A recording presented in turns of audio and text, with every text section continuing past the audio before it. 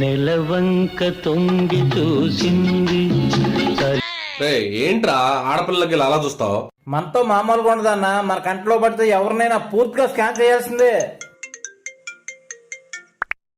Hello అన్నయ్య, Dornakal road లో hospital దగ్గర ఉన్న అర్జెంట్ గా రావా? వచ్చేస్తున్నానమ్మా. సీను ఎక్కడ తగిలిద్దాం, రావా? ఏమైందమ్మా? నేను చెప్తాలేరా. అరే సీను చెప్పమ్మా. అన్నయ్య, అమ్మను హాస్పిటల్ తీసుకొచ్చామన్నా, ఎంఆర్ఐ స్కాన్ చేయాలన్నారు, 10,000 అవుతాయంటన్నా.